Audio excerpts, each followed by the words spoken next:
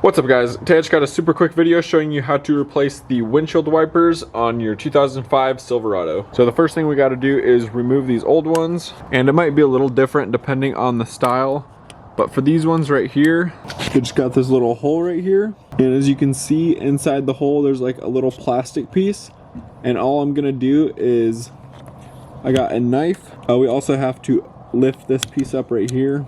That will just allow this to come out all the way. But I just got a knife and I'm just gonna lift up on that. You wanna lift up on it and slide it this way so that this can come out this side. So I'm going to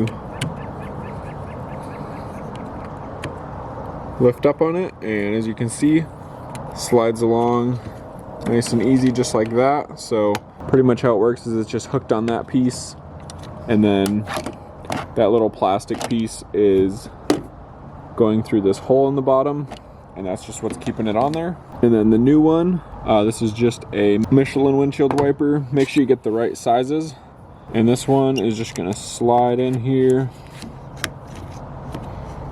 Same way the other one was in there, slide in just like that.